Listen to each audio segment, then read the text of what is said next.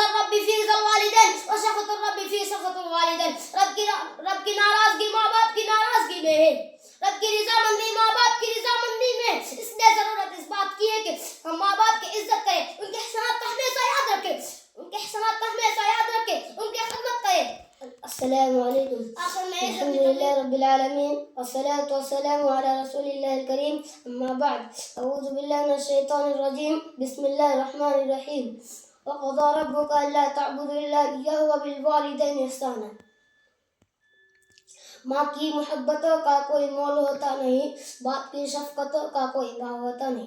صدر محترم، حکم صاحبان، معزز اساتذہ کرام، آج میں ایک ایسی موضوع پر گفتگو کرنے کی سعادت حاصل کر رہا ہوں جو ہماری زندگی کا سب سے حساس، سب سے مقدس اور سب سے زیادہ بھلائی لانے والا موضوع، اور وہ ہے ماں باپ کے ساتھ حسن سلوک. محترم سامعین، سب سے پہلے میں آپ سب کو یاد دلانا چاہتا ہوں کہ ماں باپ ہمارے سب سے بڑی محسن ہے، ماں عظمتوں کا تاج ہے، رحمتوں کا سایہ ہے، باپ جنت کا دروازہ ہے. ماں ہمارے لیے زندگی کا سب سے قیمتی نعمت ہے. جو شخص ماں کی خدمت کرتا ہے اس کے لیے دنیا آسان ہوتی ہے اور مرنے کے بعد آخرت بھی روشن ہوتی ہے. قرآن کا اعلان ہے وبالوالدین احسانا.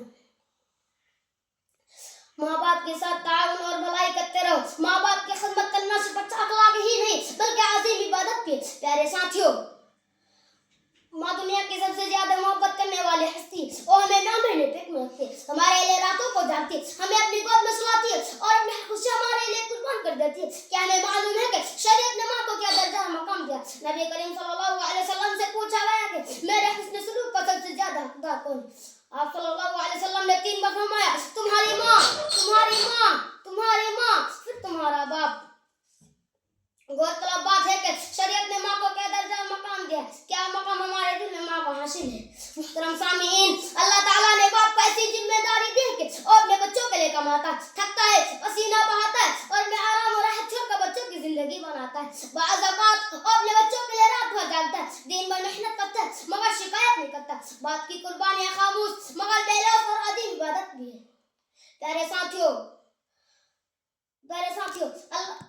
باپ تھکے قدموں سے جب لوٹ کے گھر آتا ہے، سارا گھر روشنیوں سے جگمگانے لگتا ہے.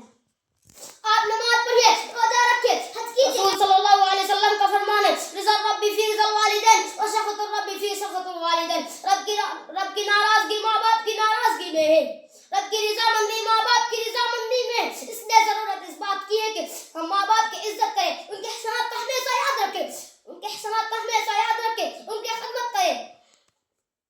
آخر میں اس اپنی تقریر کو ختم کرنا چاہتا ہوں کہ اللہ تعالیٰ سے دعا ہے ہم تمام مسلمان بھائیوں کو ماں باپ کے ساتھ حسن سلوک کرنے کی توفیق عطا فرمائے. آمین آمین. السلام علیکم ورحمۃ اللہ وبرکاتہ.